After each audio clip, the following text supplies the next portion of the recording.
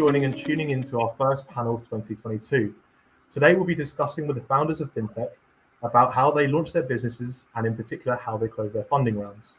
My name is Shay Patel. I'm one of the commercial managers over here at Storm 2, and I'm responsible for driving commercial strategy, which for us at Storm 2 means we're having proactive, relationship-focused interactions with our clients, which is why we're having this discussion today. Each funding stage brings about its own challenges and opportunities, and the fintech founders we speak to often have questions surrounding the whole funding round, what the whole funding round experience should look like. Questions like where to allocate capital within the business and what hires should be made to match company growth levels are common subjects that are sought after by startup leaders. How does a company know when it's time to close another funding round, and what advice would they give their previous self during their last round? The aim of today's event is to help you to think ahead and understand what hiring you might need to focus on to progress through to your next round. The key take out of this panel should be to make sure that you're aware and prepared for the developments that happen with the growth of your business through the funding stages. Our expert panel can answer. First and foremost, I'd like to thank our guests today for taking time out of your day to speak with us, and answering my questions today are Adam Yarnold and Dmitry Shklovsky. I'll let you guys introduce yourselves, and starting off with Adam. Hey everyone, thank you Shane, thanks for having me on. I'd like to say hello to everyone. My name's Adam Yarnold. I'm the founder of a company called Fin3 Technologies. It is focused on bringing Web3 and distributed ledger technology to legacy financial services, operating systems, and processes. I also am a venture partner at a seed and Series A stage venture capital firm. So I can hopefully share context from two perspectives during the call today. Thank you. Awesome. And Dmitry, over to yourself. Sure. My name is Dmitry, co-founder of QuickNode. We provide Web3 infrastructure, so APIs and developer tooling to help anyone, companies, businesses, developers build the best Web3 applications. Awesome. Thank you very much, guys. And obviously, like I said, we're having a discussion today, the panel discussion, how to close your next funding round. So we've come up with an agenda and we've broken it down into 5 key stages. So before funding, during funding, after funding, what your next funding round looks like, and how does hiring and funding work hand in hand. And we'll dive into that shortly. But before we get there, you gentlemen are both founders of your own fintechs. It'd be great to understand, if we take it way back to when your businesses were an idea. So it'd be great to understand a little bit more, Adam, firstly from yourself, about how Fin3 came about. Was it just an idea in a bedroom at a time? Was it, obviously I appreciate that you have your banking background, were you just like, screw this, I want to do something different, something innovative, or how did it come about? Well, thanks, Jay. So the genesis was, after spending a career in financial services and understanding how manual the processes are, and how much technical deficit there is in financial services, along with being a cryptocurrency enthusiast and seeing the tech that was developed around crypto. It struck me that there's a great application of that technology to legacy processes. And at the time, I made the decision to start my own startup. I joined forces with a venture capital firm to do a venture studio project, and spent a while analyzing potential businesses and opportunities and business models. And luckily enough, one of the companies in which the venture firm was invested in, during quarterly call, mentioned that they were working on an initiative, and it was exactly in line with my thoughts on a business model. So I partnered with them, and they ended up becoming our pre-seed funder. So that's certainly one way to approach a business model in initial funding, is to find someone who has a business problem that's unsolved by their current business, and then design your business around that. Awesome. Thank you very much, Adam. And Dmitry, I understand that there's 4 co-founders at QuickNode. Were you out at a bar one evening and decided let's do something cool with blockchain, or how did the QuickNode come about? Yeah, sure. So all 4 co-founders know each other for 10 years at least, and we've built projects before in the web space. And we've always like dabbled in cryptocurrency. Back in 2013, like Bitcoin and Litecoin. We're thinking of mining it. I mean, we come from a data center, web hosting, global networks, distributed systems background. So this was something very, very interesting to us. Around 2017, we caught wind of what was happening with Ethereum, and we were really fascinated by what smart contracts enabled, and we saw how this, if adopted, and we see this today, could have massive impact on the world. And so we started playing around with smart contracts and trying to buy ENS domains and participate in some of these token sales. And what we noticed is, tens of thousands of people were trying to do this at the same time. And the infrastructure that was supporting the front ends used to interact with the blockchain were simply not keeping up with the demand. So there was a lot of these front end engineers who were making these very beautiful, pretty dApps, front ends for interacting with the blockchain, but the back end infrastructure just wasn't there, and there wasn't much choice. So you either use like one company, or you do this in-house. And in-house, you need sysadmins, DevOps. It's a 24/7 operation. Someone has always got to be standing up these nodes, making sure they scale. And we were just wrapping up one of these projects, which is a global content delivery network. And we thought, like, what's next for us? How do we take all this experience in Web 1, Web 2? How do we apply this to the next iteration of the internet? What's that going to look like? And we started QuickNode as a nights and weekends project, just helping out, solving a problem for ourselves initially. Because while everybody was relying on this one or two companies for the backend infrastructure, there was a way to run your own node and bypass all that. So while everybody else was stuck in traffic, we had our own express lane. Then we quickly made that into a self-serve app, and it kind of took off from there. And over the years, we iterated the product. But we're one of the leading Web3 infrastructure providers today. So it's been a good couple of years, and definitely the persistence and perseverance, that seeing the vision, knowing that this is the future of the internet, it's paying off. Fantastic, both fantastic journeys. Thank you very much, gentlemen. And so, look, you've both got your fantastic ideas here, and then we realised, look, it's more than an idea. It's going to be something special. So we're in that before funding stage. So we've got the idea now. What work goes into getting that initial funding? So what are the main challenges that you guys faced when sort of launching your business and sort of getting it off the floor? So we're talking before funding here. We've got a fantastic idea, and we just need to raise a little bit of capital. So how do we go about that? Dmitry, if you want to start here. Yeah, particularly challenge for us, early on, before crypto Web3 really caught on, was trying to persuade and convince people that this is the next big thing, and that was quite the challenge. I mean, today it's a lot more common. One of our friends, who was a co-founder of DigitalOcean, advised us to go and in an accelerator program like Y Combinator or Techstars. And so when we already had our product, we went into one of these accelerators. We gained the knowledge. We leveraged the network, and it was a great business card to use when applying, when asking for funding. But you definitely you definitely want to have we had the product going. Yeah, we had the product going. Sorry, I'm blanking out. Don't worry, take your time. Yeah. Sorry. You want me to jump in? Yes. So if I could follow up on what Dmitry is saying, I think that is spot on. If you can find people who are investors who are totally aligned with what your product is, I think it makes for a much easier conversation. Obviously, it doesn't have to be with what the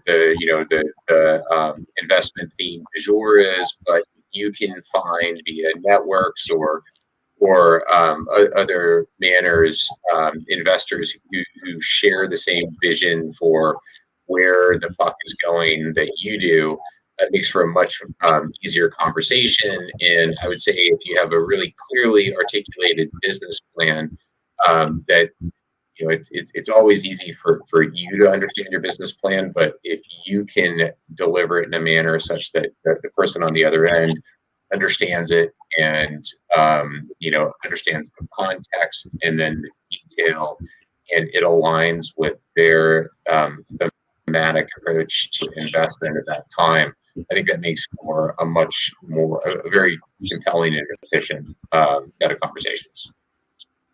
Awesome. No, thank you very much. And obviously, investing it's a two-way street. You also before signing up your first investment and looking for your first investor, it's a two-way street. So you're looking for an investment, but in return, you're also looking for someone that can help advise the business as well. So what do you expect from your investors, or what are you looking for in an investor? Because I'm assuming most people, you go to several pitches, but you're looking for the right fit as well as someone that can provide the funding that you're looking for. So what is it that you're really looking for, or you're expecting from an investor if they were to take a shot in your business?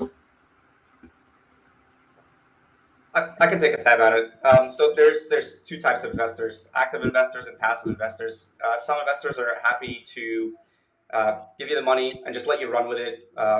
In our case, we already had a working business model. We were making money. We had a team that we had synergies. On the other hand, you have investors that you can definitely, they're more hands-on. They're guiding you. They're having these bi-weekly chats with you, and also leveraging the resources within their community, within their portfolio, making introductions, which also is super helpful. So when choosing the right investor, it's have several conversations with them and make sure that you have synergy and that you'll be able to work with this person for the next 5, 10, 20 years. Absolutely. Adam, anything further to add there? What you're looking for in an investor when pitching Fin3? I think Dmitry nailed a lot of the points there, but I emphasize that it's a long-term relationship, and thinking about who's going to be there for seed A and then potentially out in the future. Network and who else they'll connect is really critical. I think it can be helpful. I've met a few investors who have, as part of the investment team, say like a CFO, and you can compare notes around what KPIs are useful. And I think it varies from investor to investor. Yeah. Absolutely. Thank you very much. And I think, Adam, we spoke about this briefly the other day, is a pre-funding checklist. So you know what you're looking for in an investor. You've combated the challenges. What sort of things do you need to have in place before you're thinking about even pitching to these guys? So pre-funding checklist. Where does your business need to be before you think about securing some capital? Well, I think you absolutely have to have a very clearly articulated business plan. I think you have to understand the competition in your market and your competitive dynamic. Where you stand and how you're going to differentiate the business. I think that you have to have a credible team or strategy to acquire a team. And I think it's also extremely helpful if you can start to show some type of product market fit. If you can, by whatever way that is, an MVP, some early customer discovery, customer validation. I think that is also a pretty compelling set of makes for a compelling proposition. Awesome. And Dmitry, anything further to add on your side? So you've got the product, you understand sort of what you're looking for in an investor. What needs to be in place beforehand, like your pre-funding checklist, to even before you even go out to these sort of pitches? Yeah, just to reiterate what Adam said, is like, what do you do? Who else is doing it? What makes you special? How big is the market that you're going after? how do you make money and how do you intend to use the funds? If you have a business model that relies heavily on advertisement and you're just going to put the money in advertisement and try to get, your $5 out of every $1 you spend on ads, great. But if it involves hiring engineering talent, hiring additional staff, that's something that's you should know ahead of time and have some roadmap that you can you can show the potential investor and have them buy into it. Awesome, thank you very much. And so look, that's so we've sort of tackled before funding there. We've looked at sort of the main challenges, what you'd expect in a two-way street when you are pitching your business, and things that you like a pre-funding checklist that you'd like to have in place before even thinking about doing all this. So now we sort of move on. We've tackled that, and we're looking for like during funding now. So in your retrospective businesses, like who's leading the funding round? Like who's taking charge of meeting investors, doing the pitches, and things like that. And how does that feed back to the team? Obviously, Dmitry, there's 4 co-founders in your business. Like, are you all doing it together, or is someone going out? And obviously, Adam, it's a slightly different story. Yourself, are you just going out and feeding back to other people, or? Yeah, so we have 2 non-technical co-founders and 2 technical co-founders. And so we all leverage our networks to reach out and see who would be interested. Generally, the first call should be 1 person, maybe no more than 2 if you need to have like a technical contact, because there will usually be follow-up calls where you'll go deeper into the business and some mechanics, and if it's some technical, there's probably an analyst on the other side who wants to hear, how the black box works. But yeah, generally taking it solo allows you to really hone in and focus on the pitch, and also be able to read the body language. Right now, a lot of the stuff is done over Zoom, but it does help with the flow of things when there's a single person. And obviously, there's 4 of you there. I mean, I appreciate that you're all pretty aligned on things. Is there any ever friction caused between the 4 of you? Like, I want to speak to this investor, or I want to speak to this investor. I know you've just said that 1 person taking the lead is probably the best here, but I mean, was there ever any friction at QuickNode, or were you all pretty aligned on what you were looking for? We were all aligned. I'm not saying there was never any friction. Yeah. That happens when you have partners. But as far as the fundraising goes, we had a goal, and we had like a wish list of company funds and VCs we'd like to work with, and we were aligned on that from day one. And Adam, over to you. Sort of similar question. Obviously, appreciate maybe a slightly different boat there. So, obviously, is it yourself leading the funding round for Fin3, or are you partnered up with anyone else? Yeah, 100%. And I would put it in context by saying, and this is a little bit of a VC perspective as well.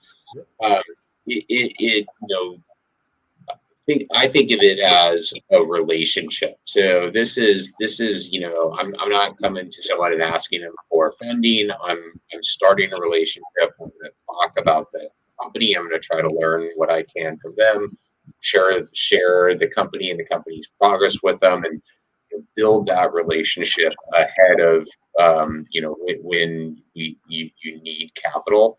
And that way, you've developed that background, familiarity with the company, the trajectory, and you've done some funder validation as well to figure out who's going to be your long-term partner and who is going to be the best fit for the company. So I would emphasize that as doing the work early and just establishing the connection. It's always easier to ask for money if you built the connection first as opposed to a cold outreach. So that would be my suggestion to everybody, or one of the things that I would say is a takeaway.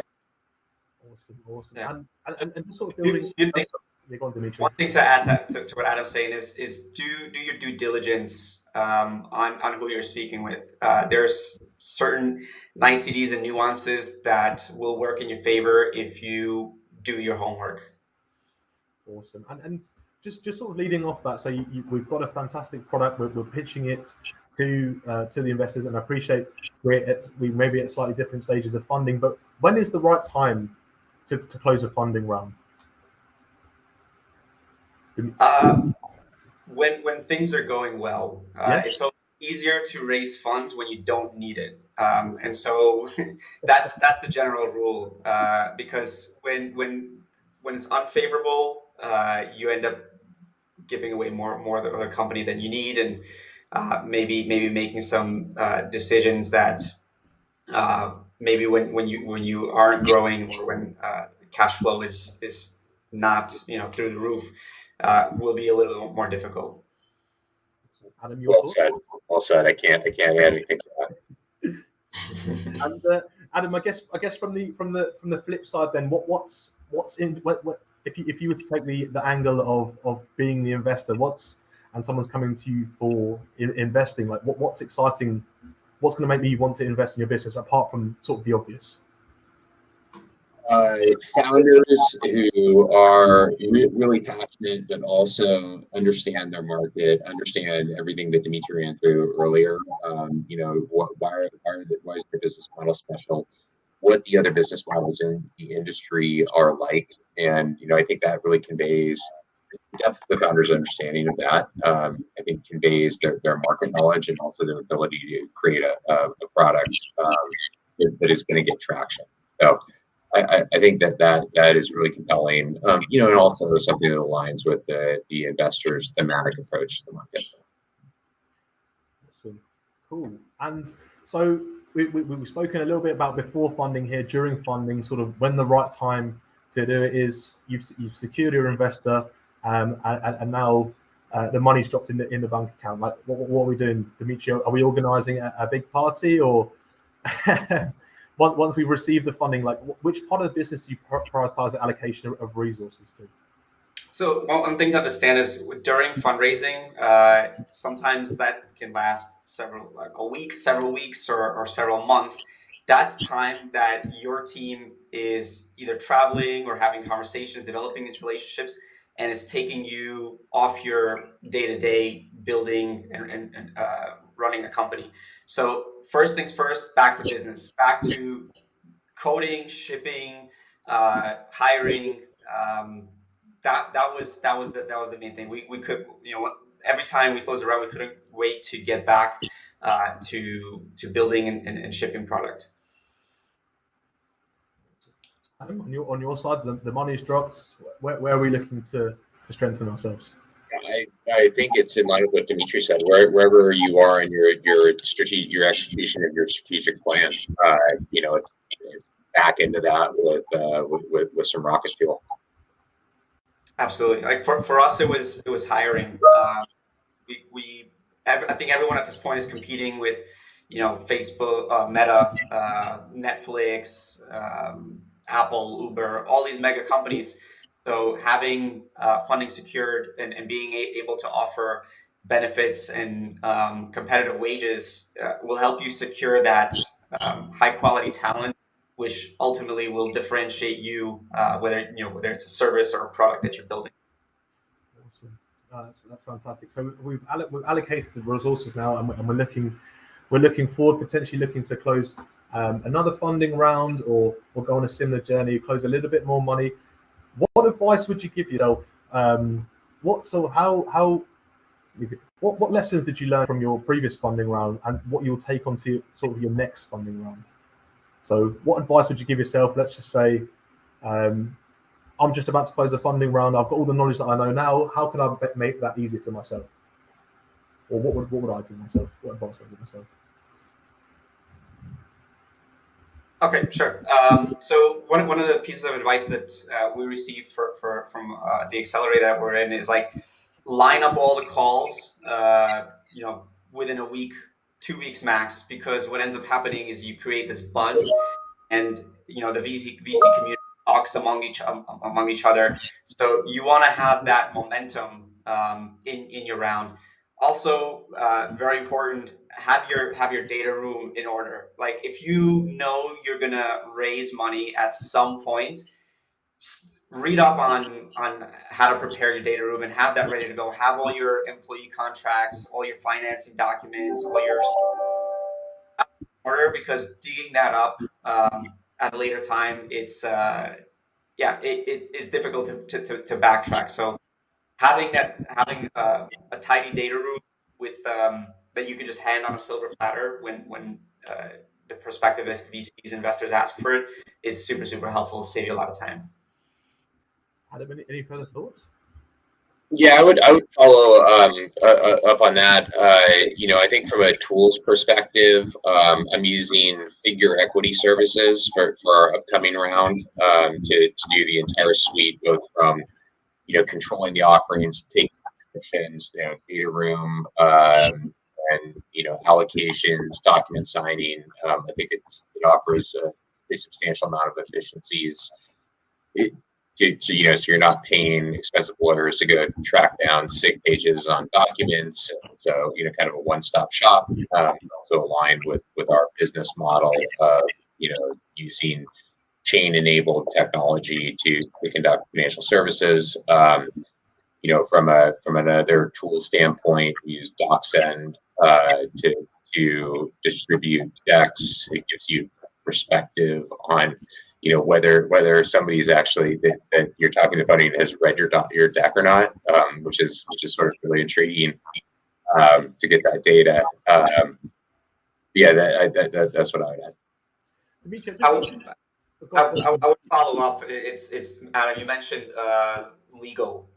Super important to find your like good financial partners. Again, these are long-term partners who are going to be there through usually all of your financing rounds. And if you don't jive with your first pick, go with it. Go find another one, because again, these are the people who are going to be sort of like the gatekeepers. Either they're going to make it super easy for you and solve your problems, or they're gonna introduce more problems and more complexity and prevent you from achieving your goals. So definitely legal is a big part of that. Awesome, thank you. And Dmitry, I just want to come back to the point that you just made there about lining up your calls every in 2 weeks. There, a very interesting point. So, closing a funding round, it doesn't happen overnight. How does something like closing a funding round affect business day-to-day operations? Like, if you, for example, if you didn't have your calls lined up in 2 weeks, obviously the business is missing one of their co-founders. How does that affect day-to-day operations? We're a man down essentially, but he's trying to do something good for the business. Yeah, as mentioned before, it's your fundraising schedule is completely different than your like normal building company schedule. So it's kind of like if you're doing really well, you are trying to juggle 10 things at once, Yeah. and and fundraising is just a distraction. And it's kind of one of those things which is going to help your company excel, but it also sets you back a little bit. The whole point, it's two things. Yes, you want to line it up in a couple of weeks. If you're lucky, you'll close your round quickly. If not, it's going to take a little longer. But again, it's also not to take you off your day-to-day and roadmap, but also to create that buzz on the back end. It's transparent to you as a company, but there's a ecosystem where again, like the VCs talk to each other, and if they start hearing your name here and there and that just gets amplified, it just develops the buzz and then creates FOMO, for lack of a better term. But it's true, and you want that. It plays into your favor. Absolutely. Adam, anything further to add there about how your operations may be affected while you're trying to close this funding round, just in line? Yeah, I think that. I don't have much to add there other than it takes up your most precious resource, which is time. Absolutely. Okay, cool. And one sort of final question just before we wrap things up here is, how do funding and hiring go hand in hand? So which areas of your business are you looking to increase the headcount in immediately? Obviously, you can't increase sales if you don't have a product to sell. You don't have a product team, things like that. Obviously, it goes hand in hand like that. But what's first on your guys' radar?